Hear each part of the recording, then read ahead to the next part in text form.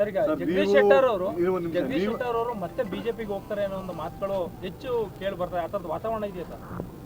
ಅವರೇ ಹೇಳಿದ್ದಾರೆ ನಾನು ಹೋಗಲ್ಲ ಮತ್ತೆ ಭಾರತೀಯ ಜನತಾ ಪಕ್ಷಕ್ಕೆ ಅಂತ. ನಾನು ಯಾಕೆ ಹೇಳಿ? ಅಲ್ಲ, ಆ ಥರದ ಅವರೇ ಉತ್ತರ ಕೊಟ್ಟಿದ್ದಾರಲ್ರಿ, ನೋಡಿದ್ದೀರಾ?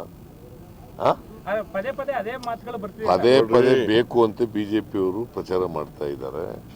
ಅವರೇ ಹೇಳಿದ್ದಾರೆ. ಇದನ್ನು ಹೇಳಿದ ಮೇಲೆ ಬಿಜೆಪಿಗೆ ಹೋಗ್ತಾರೆ ಮತ್ತೆ ವಾಪಸ್ ಹೋಗ್ತಾರೆ ಅಂತಂದಾಗ ನಾನು ಯಾವುದೇ ಕಾರಣಕ್ಕೆ ಕಾಂಗ್ರೆಸ್ ಪಾರ್ಟಿನ ಬಿಡಲ್ಲ ಅಂತ ಹೇಳಿದ್ದಾರೆ. ಅದರಿಂದ that question does not arise at all. ಒಂದು ನಿಮಿಷ ಇದಕ್ಕೆ ಉತ್ತರ ಕೊಡ್ತೀನಿ. ಸಿ, ಜಗದೀಶ್ ಶೆಟ್ಟರ್ ಅವರು ಕಾಂಗ್ರೆಸ್ ಪಕ್ಷಕ್ಕೆ ಸೇರಿದ್ರು. ಈಗ ವಾಪಸ್ ಅವ್ರನ್ನ ಕರೆ ತರಬೇಕು ಅಂತೇಳಿ ಅವರ ಪಕ್ಷದ ಅನೇಕ ನಾಯಕರುಗಳು ಅವ್ರನ್ನ ಭೇಟಿ ಮಾಡ್ತಾ ಇದ್ದಾರೆ, ರಿಕ್ವೆಸ್ಟ್ ಮಾಡ್ತಾ ಇದ್ದಾರೆ. ಎಲ್ಲ ಲೀಡರ್ಗಳು ಕೂಡ ಬೆಂಬಲ ಹೇಳ್ತಾ ಇದ್ದಾರೆ. ಅಂದರೆ ಅವ್ರ ಪಕ್ಷ ಇಷ್ಟು ದುರ್ಬಲ ಆಗಿದೆ ಅನ್ನೋದಕ್ಕೆ ಇದಕ್ಕಿಂತ ಇನ್ನೇನು ಸಾಕ್ಷಿ ಬೇಕು?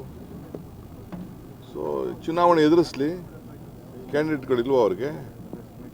ಕ್ಯಾಂಡಿಡೇಟ್ಗಳಿದ್ರೆ ಚುನಾವಣೆ ಎದುರಿಸಲಿ. ದುರ್ಬಲ ಇದೆ ಅಂತೇಳಿ ಯಾರು ಯಡಿಯೂರಪ್ಪನವ್ರಿಗೆ ಚೀಫ್ ಮಿನಿಸ್ಟರ್ ಮಾಡಿದ್ರು, ಯಾರು ಕುಮಾರಸ್ವಾಮಿನ ತೆಗೆದ್ರು, ಅವರೇ ತಿರ್ಗಾ ವಾಪಸ್ ಹೋಗಿ ಅವ್ರನ್ನ ತಪ್ಕೊಳ್ಳೋಂಥ ವ್ಯವಸ್ಥೆ ಕೂಡ ಈ ರಾಜ್ಯದಲ್ಲಿ ನಡೆದಂಥ ರಾಜಕಾರಣ ನೀವೆಲ್ಲ ನೋಡ್ತಾ ಇದ್ದೀರಿ. ನಾವೇನೋ BJP-ಅವ್ರನ್ನ ದೂರ ಇಡಬೇಕು ಅಂತ ಕುಮಾರಸ್ವಾಮಿ ಚೀಫ್ ಮಿನಿಸ್ಟರ್ ಮಾಡಿದ್ರೆ ತಿರ್ಗಾ ಯಾರು ತೆಗೆದ್ರು ತಿರ್ಗಾ ಅವರೇ ತಪ್ತಾ ಇದ್ದಾರೆ ಕುಮಾರಸ್ವಾಮಿ.